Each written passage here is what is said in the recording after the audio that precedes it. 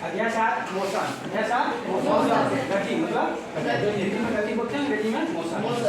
इसमें तीन अंतर पढ़ना है, अंतर पढ़ना है। चाल और वेग में अंतर, चाल और वेग में अंतर, और चाल और दूरी में अंतर, और दूरी और विस्थापन में किसी से संबंध पूछ के अंतर पूछ सकता है।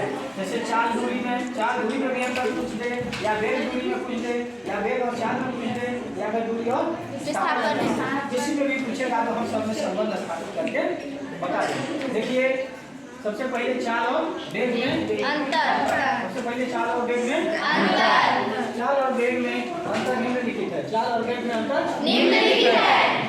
नंबर 1, किसी वस्तु द्वारा, देखिए चाल की बात कर रहे हैं, किसी बात कर रहे हैं, किसी वस्तु द्वारा प्रति इकाई समय में तय की गई दूरी को क्या कहते हैं? चाल कहते हैं। दूरी को चाल कहते हैं। जबकि वेग में एक निश्चित दिशा में, एक निश्चित दिशा में चाल को, निश्चित दिशा में चाल को वेग कहते हैं। नंबर 2, चाल का सूत्र है दूरी बटा समय, जबकि वेग का सूत्र क्या है? विस्थापन बटा समय, ठीक है। और देखिए चाल एक अदिश राशि है, चाल एक अदिश राशि है, वेग कैसा है? सदिश राशि है। सदिश और अदिश पहचान के लिए हम बताए थे, सदिश राशियां, सदिश राशियां जैसे जिसमें क्या हो, वो आ जाए या वो आ जाए, वो आ जाए या वो आ जाए, बताते ना? द्रव्यमान और घनत्व को छोड़कर, द्रव्यमान और घनत्व को छोड़कर, क्योंकि द्रव्यमान में भी वो आता है, आधा वो और वह आ जाए तो भी समझ लेना, दो छोड़ देना, द्रव्यमान और घनत्व बाकी जो आ जाए उसको अदिश में मार देना। किसमें मार देना? अदिश में। तो 90% लगभग ठीक रहेगा। सदिश राशियां का पहचान के लिए क्या रहेगा उनके? वो जैसे वेग क्या है? वेग कैसी राशि हो जाएगी? वेग है ना, वेग सदिश राशि है। अब नंबर 4 में चाल सदैव धनात्मक होता है, चाल सदैव धनात्मक होता है, धनात्मक का मान जानते हो ना? जैसे कोई कहते ना पट्टी जैसे, जैसे कोई 0 होता है, हाँ 1 होता है, इधर से 2 इधर -1 -2 -3 -4, इधर पे होती है ऋणात्मक नहीं रहेगा ना, शून्य रहेगा। चाल हमेशा सदैव धनात्मक रहेगा।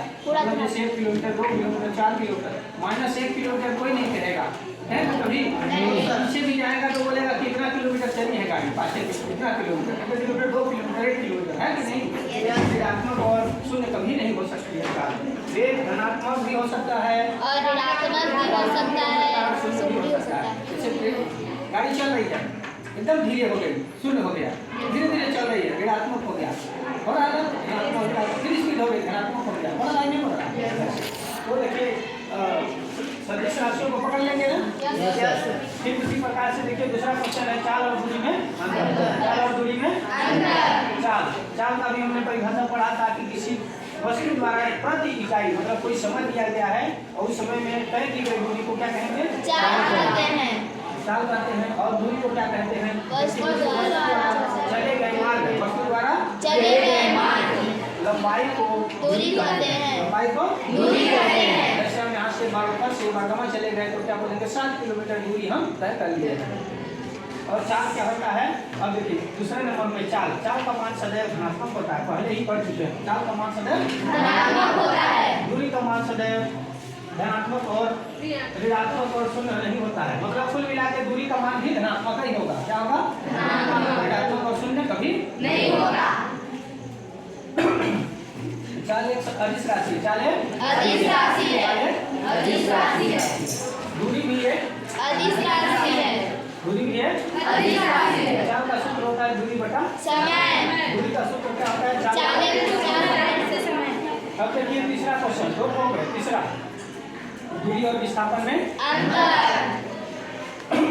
दूरी और विस्थापन में अंतर। नंबर 1, वस्तु द्वारा चले गए मार्ग की लंबाई, वस्तु द्वारा चले गए मार्ग की लंबाई को दूरी कहते हैं। यहाँ भी पाया गया है, वस्तु द्वारा चले गए मार्ग की लंबाई को दूरी कहते हैं। जबकि विस्थापन में वस्तु की आरंभिक एवं अंतिम स्थिति के बीच की न्यूनतम दूरी को क्या कहेंगे? विस्थापन कहते हैं। जैसे थोड़ा सा दे दीजिए इसको, है इधर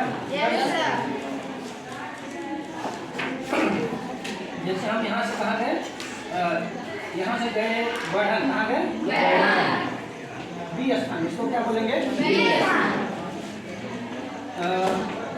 एक जगह है तेलदह, क्या है तेलदह, क्या है बीच में है। यहाँ से बढ़न 30 किलोमीटर है, मान लो कितने किलोमीटर है कुल दूरी 30।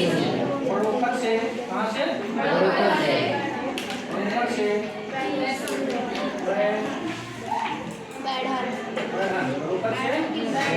कितने किलोमीटर है 30 किलोमीटर। तो इधर का 15 इधर का 15 होगा नहीं होगा 15 किलोमीटर है कि नहीं 30 किलोमीटर 15 किलोमीटर है ना।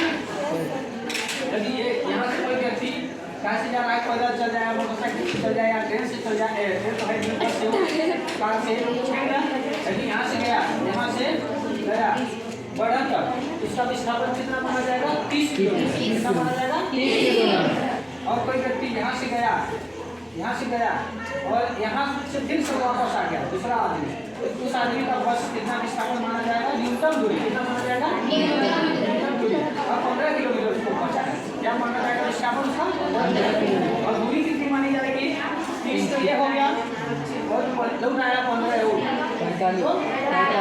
45 किलोमीटर दूरी मानी जाएगी, ठीक है ना। समझ में आया कि नहीं, दूरी और विस्थापन में अंतर समझ में आ गया ना। न्यूनतम दूरी देखा जाएगा विस्थापन में क्या देखा जाएगा और दूरी में क्या देखा जाएगा टोटल दूरी, क्या जाता है उसमें देखिए दूरी सदैव धनात्मक होती है, दूरी सदैव धनात्मक होती है और विस्थापन का मान सदैव ऋणात्मक हो सकता है, धनात्मक हो सकता है, हो सकता है। यहाँ से 15 किलोमीटर दूरी पर यदि घर आ जाए तो उसका विस्थापन शून्य हो जाएगा, उसका विस्थापन शून्य हो जाएगा। लेकिन उस दूरी कितना माना जाएगी 15 30 गया है 30 आ जाएगा 60 किलोमीटर, कितने किलोमीटर 60 किलोमीटर। देखिए दूरी भी अदिश राशि, दूरी कैसी राशि है अदिश राशि। विस्थापन वो आ रहा है ना, विस्थापन ऐसा राशि रहेगा सदिश राशि है, ऐसे पकड़ लेंगे और पढ़ से लिख देंगे सदिश राशि। अब देखिए दूरी विस्थापन के बराबर होती है, दूरी विस्थापन के बराबर या अधिक हो सकती है, विस्थापन के बराबर या अधिक हो सकती है, अभी बताया ना नहीं बताया, जबकि विस्थापन का मान दूरी से कम या बराबर होता है।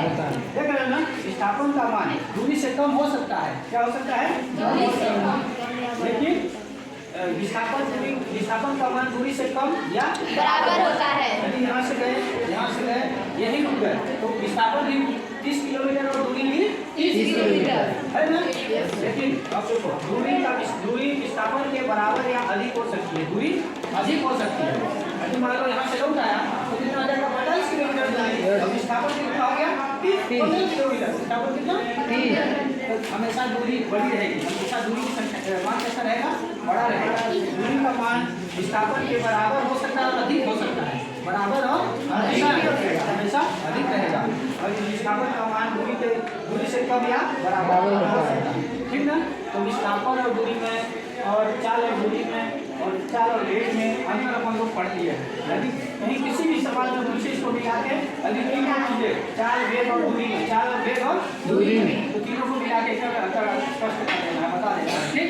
तो दिक्कत हाँ तो ठीक है, हाँ हो गया।